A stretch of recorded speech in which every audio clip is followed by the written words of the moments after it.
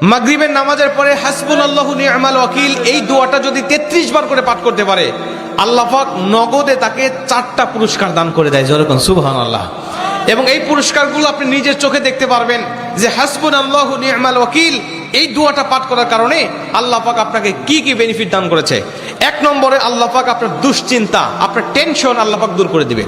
আপনি যত বড় দুশ্চিন্তায় থাকেন না কেন, আপনার টেনশন আপনাকে একদম শেষ করে দিচ্ছে। আপনি যদি হাসবুনাল্লাহু নি'মাল ওয়াকিল মানে আল্লাহ আমার জন্য যথেষ্ট, আল্লাহ আমার জন্য অভিভাবক হিসেবে যথেষ্ট, আপনি যদি দোয়া করতে পারেন, আল্লাহ পাক বলেন যে আমি আল্লাহ পাক তার টেনশন, তার দুশ্চিন্তা একেবারে দূর করে দেই। এটা হলো প্রথম নম্বর বেনিফিট। দ্বিতীয় নম্বর বেনিফিট হলো যে এই দোয়াটা যদি কোনো ব্যক্তি নিয়মিত পাঠ করতে পারে, রাসূল সাল্লাল্লাহু আলাইহি ওয়াসাল্লাম বলেন যে আল্লাহ রাব্বুল আলামিন তার বিপদ আপদ বালা মুসিবত আল্লাহ পাক দূর করে দেয়। এটা আল্লাহ পাক নিজেই তার জন্য সাহায্যকারী হয়ে যায়। বিপদ আপদ বালা মুসিবত তার সামনে আর কিচ্ছু রাখে না। আপনি যত হাসবুনাল্লাহু নি'মাল ওয়াকিল পাঠ করবেন, তত আল্লাহ পাক আপনার সামনে থেকে বিপদ বালা মুসিবত দূর করে দিবে। এটা হলো 2 নম্বর।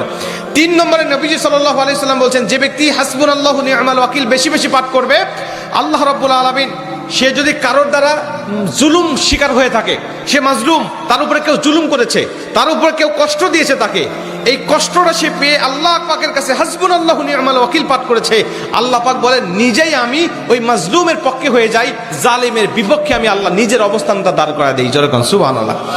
ভাই, আল্লাহ যদি আপনার পক্ষে দাঁড়ায় যায়, আপনার আর কিছু লাগে? আল্লাহ যদি আপনার জন্য সাহায্যকারী হয়ে যায়, আর কিছু লাগে? আপনাকে কোন জালিম আপনার উপর জুলুম করছে, আপনি হয়তো বা সেই জালিমের কাছে আপনি কিচ্ছু না, একেবারে তুচ্ছ, কিন্তু আল্লাহ তো তার থেকে অনেক বেশি শক্তিশালী।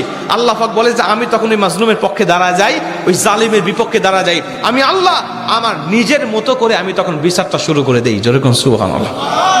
এজন্য যদি কেউ আপনার উপর জুলুম করে, আপনি হতাশা হবেন না, আপনি কষ্ট পাবেন না, আপনি আসমানের দিকে মুখটা উঁচা করে বলবেন হাসবুনাল্লাহু নি'মাল ওয়াকিল নি'মাল মাওলা ওয়া নি'মান নাসির।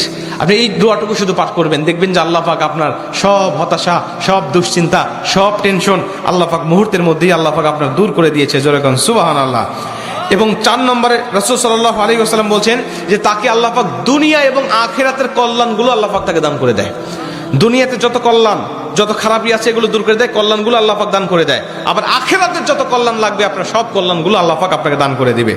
আল্লাহ পাক আমাদের সবাইকে এই 4টি ফজিলতগুলো পাওয়ার আশায় হলেও আল্লাহ পাক আমাদের সবাইকে এই হাসবুনাল্লাহু নি'মাল ওয়াকিল এটা মাগরিবের পরে 33 বার, অনেক মুহাদ্দিস বলছেন ফজরের পরে 33 বার, যদি কোনো ব্যক্তি 11 বার পড়তে চায় সমস্যা নেই, কিন্তু 33 বার পড়তে পারলে সবচেয়ে ভালো ফলাফল পাওয়া যায়।